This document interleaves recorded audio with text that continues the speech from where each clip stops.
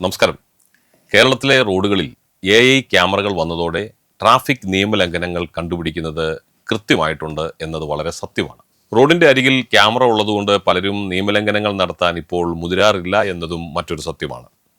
എന്നാൽ പലപ്പോഴും സാങ്കേതിക തകരാറുകൾ കൊണ്ടോ നമ്പർ പ്ലേറ്റിലെ അവ്യക്തത കൊണ്ടോ നിരപരാധികളായ വാഹന ഉടമകൾക്കും പിഴ നോട്ടീസുകൾ വീട്ടിൽ വരാറുണ്ട്.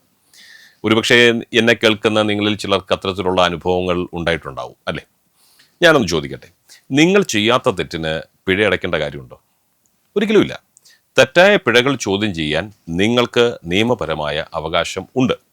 അത് എങ്ങനെ എവിടെ ചെയ്യണം എന്ന് ഇന്നത്തെ വീഡിയോയിലൂടെ വിശദമായി പറയാം. AI ക്യാമറയ്ക്കും തെറ്റുപറ്റുമോ?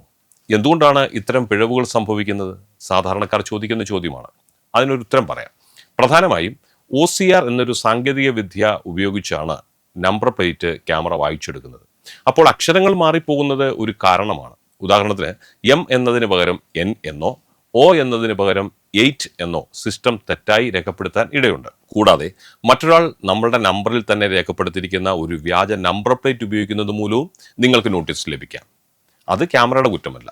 ഇങ്ങനെ ലഭിക്കുന്ന നോട്ടീസിനെ നമുക്ക് എങ്ങനെ നേരിടാമെന്ന് ഒന്ന് നോക്കാം. അപ്പോൾ നിങ്ങൾ ചെയ്യാത്ത അല്ലെങ്കിൽ നിങ്ങൾ മനസ്സറിയാത്ത ഒരു കുറ്റത്തിന് നിങ്ങൾക്കിപ്പോൾ നോട്ടീസ് വന്നിരിക്കുകയാണ്. ഇനി എന്താണ് ചെയ്യുക?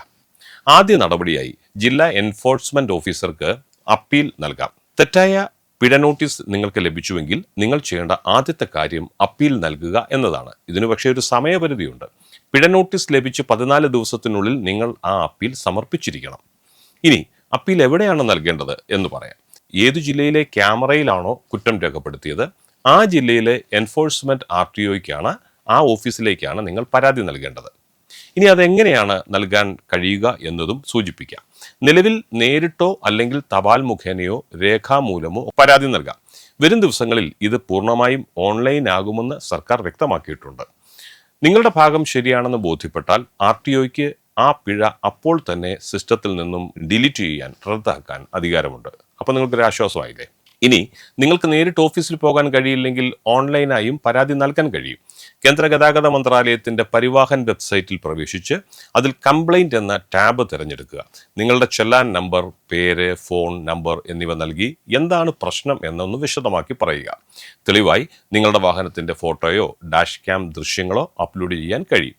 അഡ്മിനിസ്ട്രേറ്റീവ് തലത്തിൽ പരാതി പരിഹരിക്കപ്പെട്ടിട്ടില്ലെങ്കിൽ അടുത്ത ഘട്ടം വിർച്വൽ കോടതിയാണ്.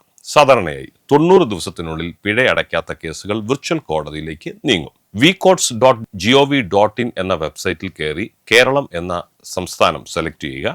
നിങ്ങളുടെ കേസ് വിവരങ്ങൾ വന്നാൽ അതിൽ റിക്വസ്റ്റ് ടു കോണ്ടസ്റ്റ് എന്ന ഓപ്ഷൻ തിരഞ്ഞെടുക്കാം.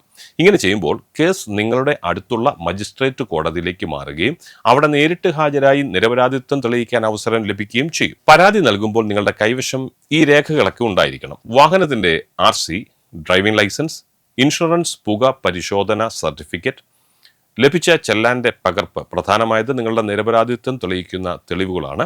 അത് ഫോട്ടോകളോ വീഡിയോകളോ ഒക്കെ ആകാം. ഇനി ദീർഘകാലമായി അടയ്ക്കാതെ കിടക്കുന്ന പിഴകളുണ്ടെങ്കിൽ ലോക് അദാലത്തുകൾ പ്രയോജനപ്പെടുത്താൻ കഴിയും. ഓരോ വർഷവും നിശ്ചിത തീയതികളിൽ, ഉദാഹരണത്തിന് 2025 മാർച്ച്, മെയ്, സെപ്റ്റംബർ, ഡിസംബർ മാസങ്ങളിൽ ലോക് അദാലത്തുകൾ നടക്കാറുണ്ട്.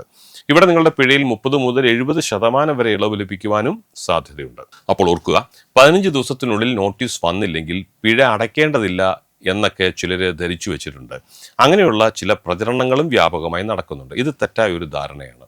നിയമങ്ങൾ പാലിക്കുന്നത് പോലെ തന്നെ തെറ്റായ ശിക്ഷകളെ ചോദ്യം ചെയ്യാനും നാം പഠിക്കണം. നിങ്ങൾക്ക് ഇത്തരത്തിലുള്ള അനുഭവങ്ങൾ ഉണ്ടായിട്ടുണ്ടെങ്കിൽ ദയവായി താഴെ കമന്റ് ബോക്സിൽ അത് രേഖപ്പെടുത്താം. നിങ്ങളുടെ വിലാസമോ മൊബൈൽ നമ്പറോ മാറിയിട്ടുണ്ടെങ്കിൽ പരിവാഹൻ പോർട്ടലിൽ അത് അപ്ഡേറ്റ് ചെയ്യാൻ ഒരിക്കലും മറക്കരുത്. ഈ വിവരങ്ങൾ മറ്റുള്ളവർക്കും ഉപകാരപ്പെടാൻ ഈ വീഡിയോ ഷെയർ ചെയ്യുക. സംശയങ്ങൾ കമന്റ് ബോക്സിൽ ചോദിക്കാവുന്നതാണ്. സുരക്ഷിതമായി ഡ്രൈവ് ചെയ്യുക. ഈ ചാനൽ സബ്സ്ക്രൈബ് ചെയ്യാൻ ഓർമ്മിപ്പിക്കുന്നു. അത് നിങ്ങൾക്ക് ഭാവിയിൽ ഒട്ടേറെ പുതിയ വാർത്തകൾ വേഗത്തിൽ ലഭിക്കാൻ ഇടയാക്കും. മറ്റൊരു വീഡിയോയുമായി കാണുന്നവരെ നിങ്ങൾക്കെല്ലാവർക്കും ഞങ്ങളുടെ നന്ദി. നമസ്കാരം.